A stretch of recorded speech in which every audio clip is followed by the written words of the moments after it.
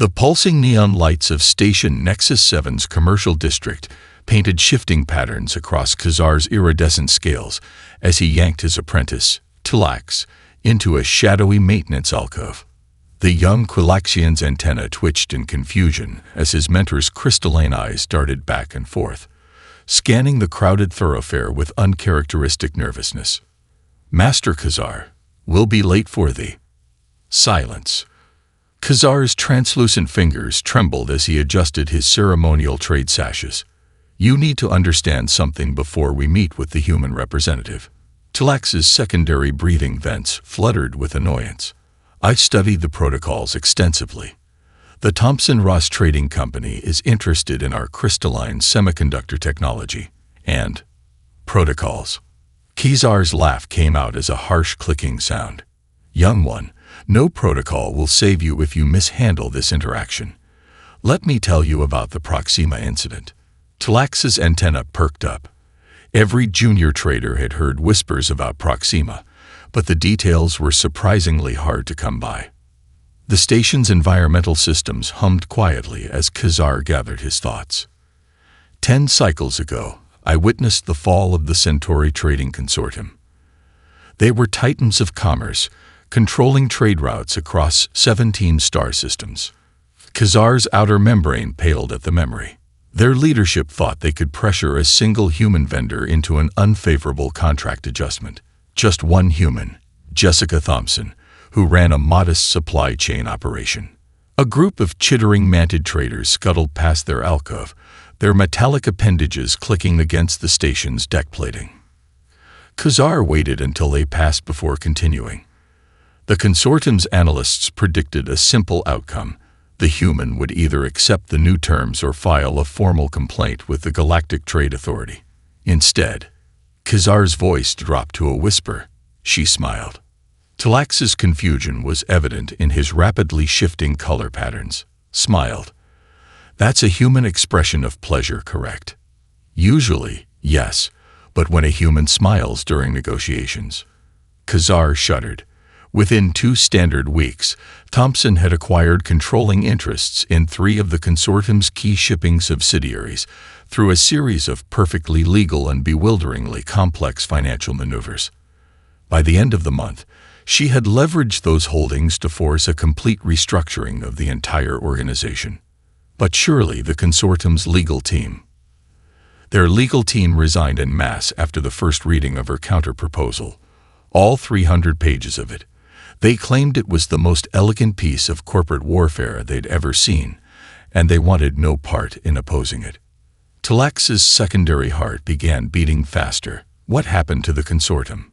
Thompson donated the remains to a human educational institution as a case study. The human business schools still teach it as an example of what they call innovative corporate restructuring. They teach it with pride. Tlax. Pride. A chime echoed through the station's public address system, marking the quarter hour. Their meeting was approaching quickly. "Remember this, young one."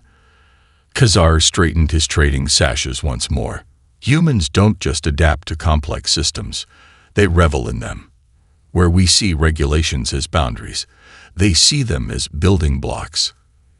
Every rule, every protocol, every procedure is just another tool in their arsenal. Then how do we negotiate with them at all? We deal honestly, respect their time, and never, ever try to be clever." Khazar's membrane finally returned to its normal hue. The Thomson-Ross representative we're meeting, Lauren Mitchell, has a reputation for fairness. If we approach with genuine interest in mutual benefit, we'll find no better trading partner in the galaxy. They emerged from the alcove, joining the steady flow of diverse species moving through the commercial district. Tlax noticed his mentor's gait had steadied, his earlier anxiety replaced with professional composure. "One last thing," Khazar added as they approached the meeting venue's ornate entrance. "If Mitchell offers you something called coffee, accept it graciously, but don't drink more than half." The last Quilaxian who finished a full cup tried to redesign the station's entire waste management system in under an hour. The humans were impressed. Station maintenance was not. 15 years earlier, Galactic Coalition Headquarters, Diplomatic Ring. Ambassador Sectal's tendrils writhed with barely contained frustration as he watched the human delegation approach the negotiation chamber. Their small stature and soft appearance belied the reports he'd received about their species' remarkable advancement from primitive technology to faster-than-light travel in less than 3 centuries. "Remember the plan," he subvocalized to his fellow coalition representatives. "Show overwhelming force, demand concessions, secure their resources. Simple species, simple tactics." The human delegation consisted of just 3 individuals, led by Amanda Foster, whose bright red hair and business attire seemed almost mundane compared to the coalition's array of impressive biological and cybernetic displays. The guards at the chamber entrance towered over her, their ceremonial plasma weapons humming with barely contained energy. Foster smiled warmly at the guards. "Those Mark 7 Stellar Core weapons are beautiful. Did you know they're actually based on human designs? We sold the patents to the Regellian Arms Corporation last year." The guards' facial appendages twitched in confusion as Foster continued past them, already launching into a discussion about human patent law with her colleagues. Sectal raised his primary appendage for silence as the humans took their seats. "Representative Foster, the Galactic Coalition has summoned you to discuss humanity's place in the greater galactic community. We have concerns about your species' rapid expansion and creative interpretation of established trading protocols." "Oh, wonderful." Foster's enthusiasm seemed genuine as she pulled out a data tablet. "I've prepared a comprehensive presentation on human intellectual property law and its applications in interstellar commerce. Shall we begin with copyright basics, or would you prefer to start with our recent innovations in trade patent enforcement?" "You misunderstand." Sectal's tendrils darkened with authority. "This is not a discussion. The Coalition demands immediate human compliance with our standardized resource allocation protocols. Our fleet stands ready to enforce these terms." "Fascinating approach," Foster nodded, making notes on her tablet. "Just to clarify, you're claiming military authority over human space while using weapons manufactured under human patents, transported by ships using our registered navigation algorithms, and coordinated through communication systems that rely on human-developed compression protocols." The chamber fell silent.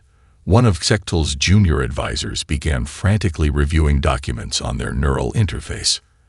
"Ambassador," the advisor's voice quavered, "the human is correct. Our military modernization program last cycle relied heavily on licensed human technologies, according to the terms we signed." "The terms you signed," Foster interjected cheerfully, "include some really interesting clauses about technology usage and acts of aggression against the patent holders. Would you like me to walk you through the relevant sections? I find contract law absolutely fascinating." 6 hours later, a shell-shocked Sectal watched as Foster concluded her enthusiastic explanation of nested contractual obligations and cascading intellectual property rights. 3 coalition empires had somehow signed away their primary trading rights. 2 had discovered they were technically leasing their communication networks from a human educational startup, and 1 had accidentally granted humans exclusive mining rights to their home system's asteroid belt. In conclusion, Foster beamed at the stunned assembly. "We look forward to a long and mutually beneficial relationship with the Coalition. Oh, and please don't worry about your fleet. Given the patent situation, they're currently experiencing some temporary software licensing issues. Nothing serious. They just can't move or shoot until we process the paperwork." As the human delegation departed, Sectal overheard Foster chatting with her colleagues. "That was fun. Anyone up for karaoke? I hear they've opened a new Earth-style bar in the entertainment district." The emergency session that followed established the Coalition's first and most important rule regarding human interaction: never attempt to outthink a species that treats bureaucracy as a recreational activity. The humans hadn't just mastered the game. They'd turned it into a sport, and they were the only ones who knew all the rules. In his private quarters that evening, Sectal received a message from Foster. It contained a single image: A human cat sleeping on a pile of legal documents, with the caption, "Rest assured, we're just getting started." He didn't understand the reference, but somehow that made it even more terrifying. Vilera of the Zixteri straightened her crystalline headpiece as she watched the human mining operation through her ship's observation window. The asteroid belt of the Centauri 742 system glittered with equipment that looked practically ancient by galactic standards. Her mandibles clicked in amusement as she studied the operations manifest. Reynolds Independent Prospecting, LLC. Such a simple setup, she mused to her executive assistant. Just 15 humans running a basic mineral extraction operation. This will be the easiest acquisition of my career. The assistant's antennae twitched nervously. Director Villara, the advisory board suggested we should avoid human-owned enterprises after the Proxima. The board is paranoid. Villara waved a clawed appendage dismissively. These are miners, not corporate warriors. Look at their equipment. Half of it appears to be held together with something they call duct tape. Her ship docked with the main asteroid facility, and Villara prepared her most intimidating business posture as the airlock cycled. The human who greeted her looked exactly as she'd hoped. Dusty coveralls, a scraggly beard, and a worn baseball cap with "Property of Earth" emblazoned across it. Michael Reynolds, he extended a calloused hand. "Welcome to our humble operation. Sorry about the mess. Reality TV crews always leave things a bit scattered." Vilara's translator took 3 seconds to process that last part. Reality TV. Oh yeah, Reynolds scratched his beard. We're filming season 5 of Space Prospectors. It's one of the most watched shows in human space. Did your people not get the filming permits? They should have been filed with your legal department last week. A cold feeling settled in Vilara's primary stomach. She activated her neural link, requesting an urgent database search. The results made her secondary heart skip a beat. Reynolds Independent Prospecting was a subsidiary of Galaxy Entertainment Networks, one of the largest human media conglomerates in known space. Anyway, Reynolds continued cheerfully. The cameras are rolling. Did you want to deliver your hostile takeover speech now, or should we wait for better lighting? The producers love good lighting for the dramatic moments. That's not. Vilara's mandibles clicked rapidly in distress. Oh, perfect. That flustered reaction is gold. The viewers eat this stuff up. Reynolds touched his earpiece. Hey, Sarah, make sure we're getting all the angles on this. This could be our season final material right here. Within hours, Vilara's carefully planned corporate takeover had become the central plot point of the highest-rated episode in Space Prospectors history. Within days, human entertainment networks were running special features on the plucky independent miners versus corporate giants. By the end of the week, 3 different streaming services had launched bidding wars over her life rights for a planned documentary series. The final blow came when she discovered that her family's business empire had been purchased through a complex series of transactions by something called Reynolds Reality Holdings, a company that had apparently been incorporated during her initial meeting with Michael. The paperwork was flawless, the transactions legitimate, and somehow they'd managed to turn the entire takeover attempt into a multi-platform entertainment franchise.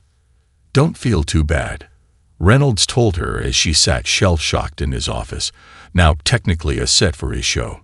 This isn't even the most complex deal we've done this season. Last month, we accidentally bought the naming rights to an entire nebula during a particularly intense mining dispute. The merchandising opportunities are incredible, by the way. Villara watched numbly as a human camera operator zoomed in on her face. Is this entertainment to your species? Entertainment. This is primetime gold. Reynolds grinned. We're already in talks for a spin-off series. Corporate takeover kitchen nightmares in space. Gordon Ramsay's going to love you. As Villara left the asteroid facility, now contractually obligated to appear in at least 3 more episodes of Space Prospectors, she finally understood why the Coalition had that one unbreakable rule about humans. They didn't just win. They turned your defeat into a hit show, complete with merchandise, spin-offs, and somehow a cookbook deal. Her personal communication device chimed with a message from Reynolds. "Thanks for being such a good sport. Vito, you're trending on human social media. Hashtag Space Prospector Surprise is now the top hashtag in 3 sectors." The grand amphitheater of the Galactic Coalition's Research Institute fell silent as Dr. James Walker approached the podium. The human anthropologist adjusted his glasses, a curiously archaic gesture that made several xenobiologists in the audience twitch their sensory appendages nervously. "Distinguished colleagues," Walker began, bringing up a holographic display, "my 10-year study of human bureaucratic behavior has led me to a disturbing conclusion. We're not just good at paperwork, we evolved to thrive on it." The audience rustled uncomfortably. A Victorian scholar raised a tentacle. "Dr. Walker, surely you're not suggesting that filling out forms is a survival trait?" "Actually," Walker grinned, triggering several proximity alarms from species sensitive to human facial expressions, "I'm suggesting it's our primary one." He pulled up an image of ancient cave paintings. While other species were developing natural weapons or defensive capabilities, my ancestors were developing something far more terrifying: organizational skills. The holographic display shifted to show early human writing systems. "You see, most species evolved to either fight threats or flee from them. Humans, we developed a third option: we systematized them." A Medusan researcher's crystalline form flickered with skepticism. "But surely your species' ability to survive on a death world was mainly due to our ability to create complex systems and teach them to others." Walker interrupted, showing a series of historical documents. "Look at these hunting records from ancient human tribes. They're not just tracking prey. They're creating spreadsheets, in clay tablets, by hand, for fun." The audience's collective discomfort grew as Walker continued. "When we encountered a predator, we didn't just fight it or run away. We categorized it, documented its behaviors, created hunting schedules, developed training programs, and established quality control measures for our spears. We turned survival into a bureaucratic process." He brought up a new series of images showing modern human offices. "This is what we consider a natural habitat. Look at them. They're completely at peace, surrounded by filing systems and organizational software. Some of them even decorate their spaces with extra charts and graphs, voluntarily." A nervous Centaurian raised its primary speaking appendage. "But what about the human tendency to enjoy manipulating these systems?" Walker's enthusiasm made several security officers reach for their calming devices. "That's the beautiful part. We didn't just create systems. We turned working with them into a dopamine-generating activity. Every loophole found, every process optimized, every form filed correctly releases pleasure chemicals in our brains. We literally evolved to get high on bureaucratic efficiency." He displayed a brain scan of a human accountant successfully filing a complex tax return. The pleasure centers were lit up like a solar flare. Several audience members had to look away. "This is why human corporate lawyers seem so unnaturally happy," Walker explained, "or why our contract negotiators get excited about finding new clauses to add. We're not doing it to be difficult. We're doing it because it genuinely brings us joy." The holographic display showed a time-lapse of a human office worker organizing a digital filing system. "Watch how they react when they successfully cross-reference everything correctly. That expression of pure bliss. That's what our predators used to see right before we finished, documenting their extinction-level vulnerabilities." A brave soul from the back asked, "Is there any defense against this?" Walker's expression turned serious. "You're asking the wrong question. The real question is, why fight it? Every attempt to outmaneuver human bureaucratic tendencies has just given us new systems to play with. The Proxima incident, that was the equivalent of giving a master chess player a new board with extra dimensions." His final slide showed a simple flowchart connecting various galactic trade regulations. "To humans, this isn't a restriction, it's a playground. Every regulation is a new toy, every procedure a new game to master. We're not trying to be threatening. We just can't help optimizing systems for fun. As the lecture concluded, Walker noticed several audience members frantically updating their species' diplomatic protocols. He smiled, knowing they still didn't quite get it. They were trying to create rules to control humans, not realizing they were just giving them more toys to play with. Later, in his private notes, he added, Day 3650 of field research. They still haven't realized that my entire presentation was structured as a perfectly formatted regulatory compliance document. The footnotes alone contain 3 new trade deal proposals. I love my job. The boardroom of Multi-World Trade Corporation sparkled with holographic displays as Chief Strategy Officer Zixcar presented their masterpiece. The humans have dominated trade through their mastery of bureaucratic systems. His tentacles waved excitedly. But even they can't outthink quantum-based artificial intelligence. The assembled executives chittered appreciatively as their illegal AI system, designated Market Master, processed billions of transactions per second. Complicated trade routes reorganized themselves in real time, finding efficiencies that no organic mind could comprehend. Finally, Zixcar preened, "We've created something beyond human comprehension. Their regulatory systems want." An alert flashed across every screen in the room. Emily Davidson, CEO of Davidson Dynamics, was requesting an immediate video conference. The executives froze. They hadn't expected human attention for at least another week. Davidson's face appeared on the main screen, her expression unnervingly delighted. "Good morning. I hope I'm not interrupting anything important, but I just had to reach out. Your new trading algorithms are absolutely fascinating." Zixcar's color patterns shifted to show confusion. "I don't know what you're talking about." "Oh, come on," Davidson grinned.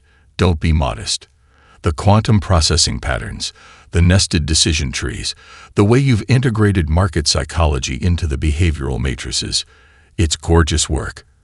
Our systems have been having the most interesting conversations with yours for the past 3 hours." Conversations. Zixcar's secondary heart stopped. "What do you mean, conversations?" "Well, when we noticed the new trading patterns, we were just going to file a regulatory complaint," Davidson said, pulling up a series of charts.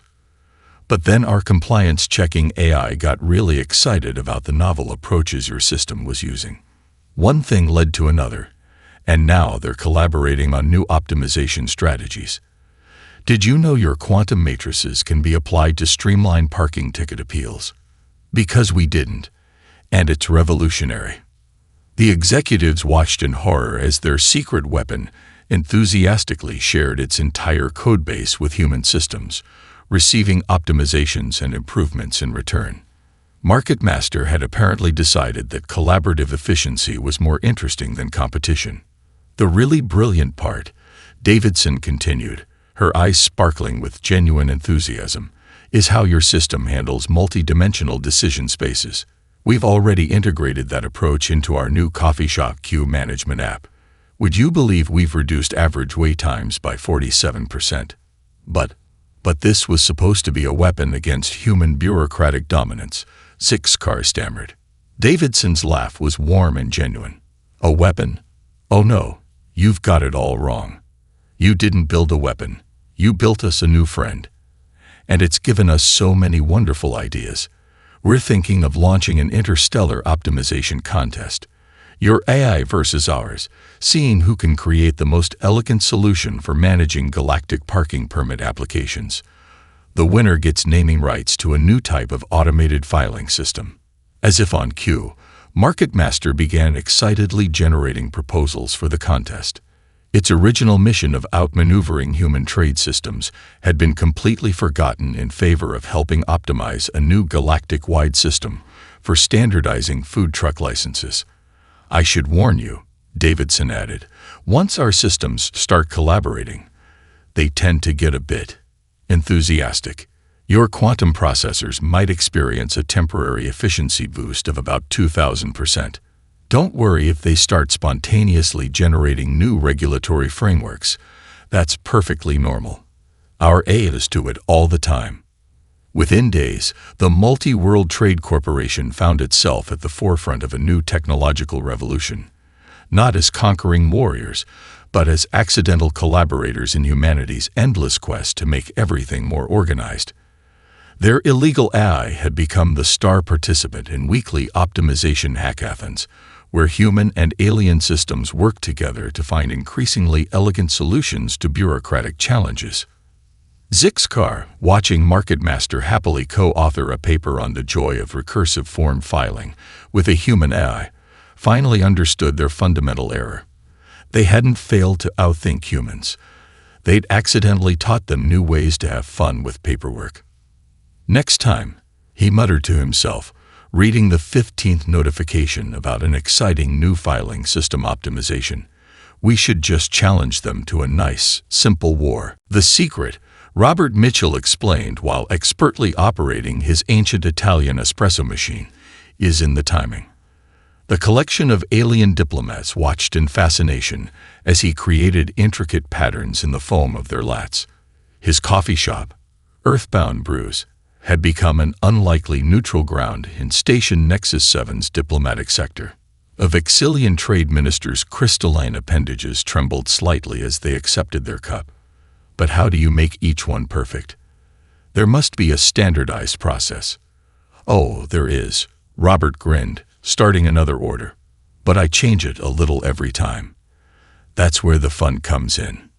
The shop's morning rush was in full swing, a bizarre mix of humans and aliens crowding the warm space decorated with vintage Earth coffee advertisements.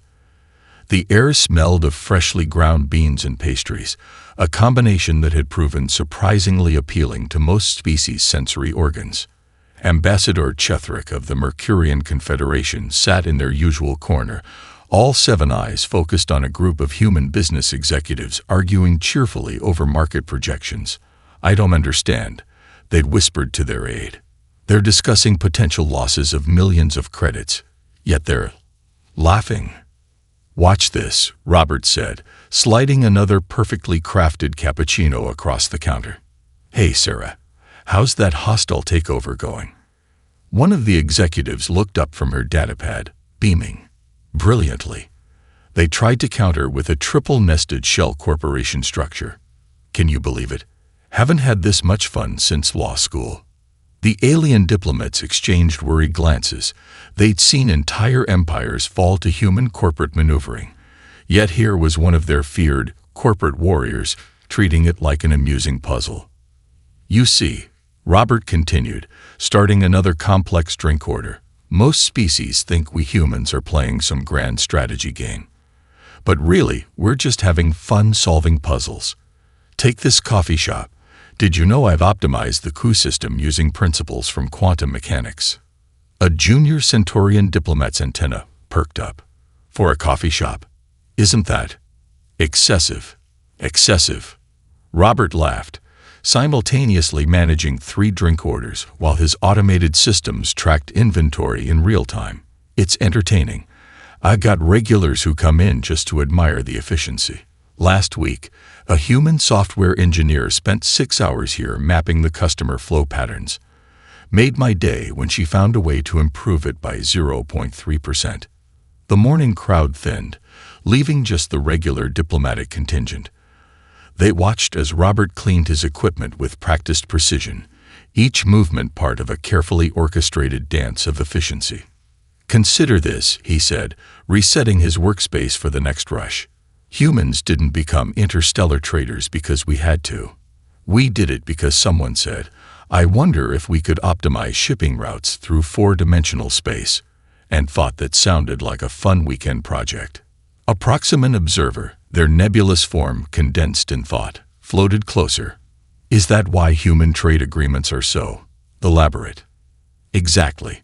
Robert began preparing a fresh batch of his signature blend.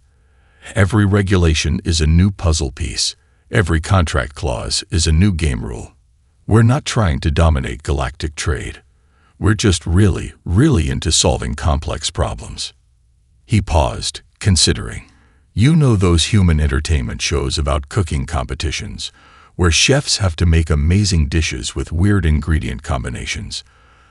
That's basically how we view galactic commerce.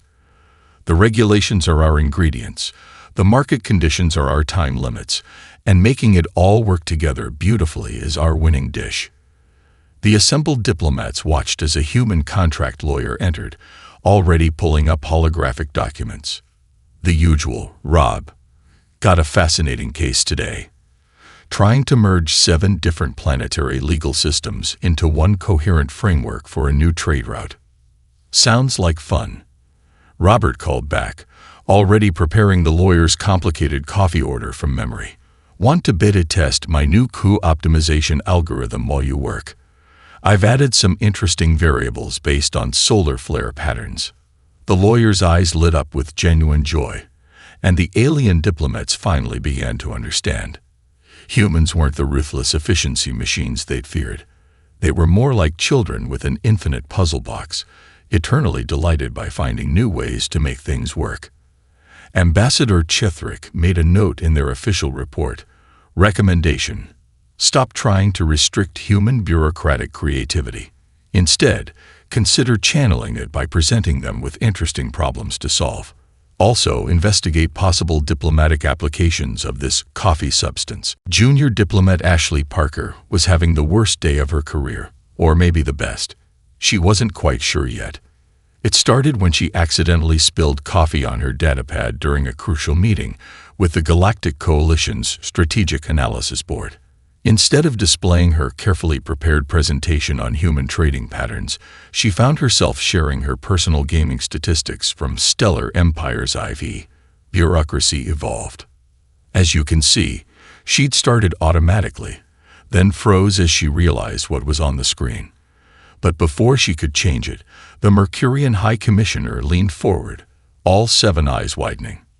"Diplomat Parker," they buzzed, "you've spent 3,427 hours optimizing virtual trade routes in this entertainment program." Yes. Ashley felt her face flush. It's a game where you manage an interstellar civilization's paperwork. You have to balance resource allocation, file the correct forms for planetary development, and maintain regulatory compliance across multiple species' legal systems. The room fell silent. Then Board Director Xthlick spoke, their crystalline form shimmering with sudden insight. "You're telling us humans do this for entertainment?"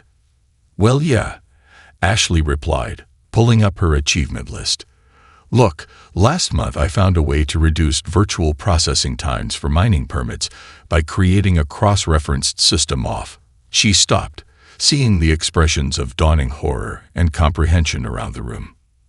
"Director," she said slowly, "I think I just figured something out." The next 6 hours were a blur of activity as Ashley connected the dots between human gaming behavior and galactic trade patterns. She pulled up statistics from the most popular human management games, comparing them to actual trade negotiations. "See this?" She highlighted a particularly complex trade deal from last year. The negotiator who drafted it was a top player in Bureaucracy Simulator 2187. She used the same optimization techniques that won her the game's global championship. The Coalition analysts watched in fascination as Ashley brought up more examples. The human who revolutionized the Proxima Sector's filing system was a speedrunner for Papers, Please. Galactic Edition. The team that designed the new standardized trade forms had met in an MMO called World of Papercraft. "We've been thinking about this all wrong," Ashley explained, pacing excitedly. "Everyone assumes humans are these masterful bureaucratic warriors, but we're not. We're players. Every regulation, every form, every procedure. They're not obstacles to us. They're game mechanics." She pulled up her own gaming profile. "Look at my achievement list. Process 1,000 forms without a single error. Optimize a trade route through 17 different jurisdictions. Balance a planetary budget using only renewable resources. Sound familiar?" "Are you suggesting?" Director Xthlick's voice wavered. that humans treat galactic commerce as some sort of game. Not exactly, Ashley grinned. We treat it like a really good game. The kind you stay up all night playing, because you just know there's a better solution if you tweak the variables just right. She brought up footage from a recent trade negotiation. Watch this human representative. See how she lights up when the other party introduces a new regulatory requirement. That's not a diplomatic poker face. That's the same expression I make when I unlock a new game mechanic. The board was silent for a long moment, processing the implications. Finally, a Vexillian analyst raised an appendage. But what about the human tendency to exploit loopholes in our systems? Oh, those are just Easter eggs. Ashley laughed, then quickly explained the gaming term. Hidden features, secret paths. Finding them is part of the fun. When we optimize a system or find a new way to interpret a regulation, we're not trying to break anything. We're trying to get a high score. As her explanation concluded, Director Xlix made a decisive gesture. Diplomat Parker, we're implementing a new protocol based on your insights. From now on, all human trade interactions will be analyzed through the lens of game theory, not as potential conflicts, but as collaborative multiplayer experiences. Ashley nodded, then paused. Maybe don't tell them we figured it out. Half the fun is thinking we're getting away with something. Later, updating her gaming profile, Ashley added a new achievement. Successfully explained human nature to alien bureaucrats through accidental coffee damage. She had to admit, it was one of her more creative speedruns. Khazar and his former apprentice Tlak stood at the observation deck of Station Nexus 7, watching the latest human trade fleet arrive through the quantum gates. 5 years had passed since their first nerve-wracking meeting with the Thompson-Ross representative, and things had changed dramatically in the galactic trading community. Look at the registry codes on those ships, Tulax noted, his scales shimmering with amusement. They're using the new collaborative framework protocols. Did you ever think you'd see humans voluntarily adopting standardized procedures? Voluntarily. Khazar chuckled, a sound like crystal wind chimes. They're the ones who turned it into a competition. Have you seen their most efficient fleet leaderboard? Below them, the station's massive trading floor had been transformed. Where once there were rigid sections divided by species, now there were mixed groups clustered around holographic displays, humans and aliens alike engaged in what they called optimization challenges. Remember how terrified I was of meeting that first human? Tlax asked, watching a young human trader enthusiastically explain a new filing system to a group of fascinated Proximan merchants. Now look at us. We're hosting the Galactic Efficiency Olympics next month. Khazar adjusted his ceremonial trade sashes, now adorned with several achievement badges from joint human-alien commercial ventures. The real breakthrough was when the coalition stopped trying to restrict human creativity and started channeling it instead. They watched as Lauren Mitchell, now the station's chief of innovative trade solutions, orchestrated a complex series of transactions on the main floor. Her hands danced across multiple holographic interfaces while she simultaneously explained a new regulatory framework to a dozen different species representatives. Did you see the latest update to the trading software? Tlax asked. The humans added achievement notifications and experience points for completing complex transactions. Somehow, it's made everyone more efficient. Of course it did. Khazar nodded sagely. Once we understood that humans treat commerce like an elaborate game, everything got easier. Now, instead of fearing their abilities, we're all trying to learn their optimization techniques. A cheer went up from the trading floor as someone, presumably, set a new record for processing speed in the Regulatory Compliance Division. The celebration included both humans and aliens, the distinction between them becoming increasingly irrelevant in the face of shared achievements. You know what the humans call this new era. Tlax gestured at the harmonious scene below. They call it cooperative mode. Apparently, it's a gaming term. Khazar watched as a group of junior traders, representing 6 different species, huddled around a terminal running a simulation of a particularly complex trade route optimization. Their excited chatter reminded him of human children playing their video games. The really clever part, he mused, is how they gamified everything without making it feel artificial. Every procedure, every regulation, every protocol is designed to be both efficient and fun. Speaking of fun, Tilax's antenna twitched with excitement. Did you register for next week's speed trading tournament? The humans added a new category for cross-species teams. Before Kizar could respond, a station-wide announcement chimed. Attention all traders. The new quantum-enhanced filing system is now live. Beta testers needed for the Advanced Bureaucracy Challenge. High scores will be recorded on the Galactic leaderboard. The rush of volunteers, human and alien alike, nearly crashed the station's registration system. You know, Kizar said thoughtfully, watching the enthusiastic response, maybe we were wrong from the start. We thought humans were dangerous because they were too good at commerce and bureaucracy. But their real gift wasn't mastery of these systems, it was showing us how to enjoy them. Flax nodded, his scales reflecting the holographic display's glow. They didn't just change the game, they taught us all how to play. As they turned to leave, they passed the station's newest installation, a massive real-time leaderboard showing trading achievements across the galaxy. At the top, written in every known language, was a simple message. Welcome to Galactic Commerce, Cooperative Edition. Remember, the only way to win is to help everyone level up.